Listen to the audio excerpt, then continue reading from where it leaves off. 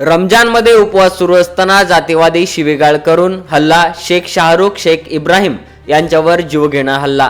रमजानच्या पवित्र महिन्यात उपवास असताना शेख शाहरुख शेख इब्राहिम यांना आमच्या विरोधात पोलीस स्टेशनला तक्रार का दिली म्हणून 2 दिवसांपूर्वी फोनवर हल्लेखोरांनी तुला मारतो अशी धमकी दिली व आज शनिवार दिनांक 21 फेब्रुवारी रोजी शेख शाहरुख कामाला आला असता हल्लेखोरांनी व 3 अज्ञात व्यक्तींनी जातीवादी शिवीगाळ करत बेदम मारहाण केल्याची धक्कादायक घटना घडली आहे.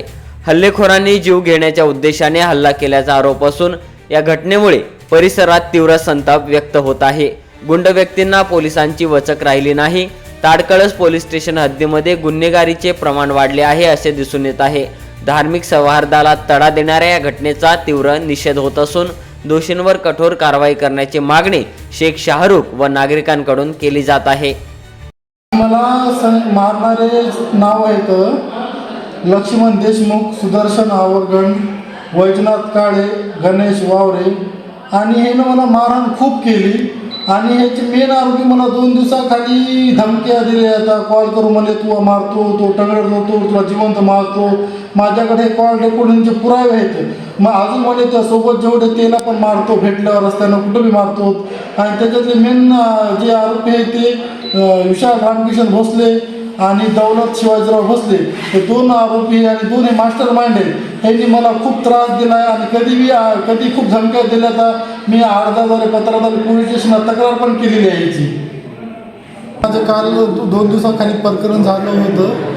तर मला त्या प्रकरणाविषयी त्यानं मला म्हणला की माझ्या दाजीला शिवा का दिल्या. मी म्हणलं मी काय दिलं नाही. तर डायरेक्ट मला मारहाण सुरू केली. मारहाण सुरू केल्यावर त्याने 5-6 मुलं आले.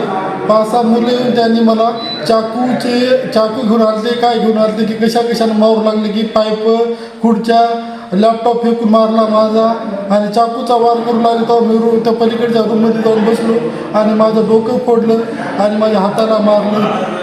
काय झालं आणि मला मारतेवेळेस मी म्हणलं मला रोज आहे म्हणलं मारू नका, एकदा उद्या मारा म्हणलं उपवास सुटल्यावर, आता मारू नका म्हणले. तुला म्हणले शिवा द्यायला म्हणले मागं उपवास नव्हता दादा म्हणले, माय घाल्या म्हणले तू उपवास धरला तेव्हा शिवा दिला म्हणले, आता कसं काय दिला म्हणले. लांड्या म्हणले मला जातीवादी शिवा दिल्या म्हणले, खुर्च्या रस्त्याने फेकू मारल्या आणि जातीवादी म्हणले तू उपवास का धरला म्हणले. तुला उपवास धरून म्हणले तुला आता त्या दिवशी काय झालं म्हणले शिवा द्यायला म्हणले, आज तू उपवास का धरला.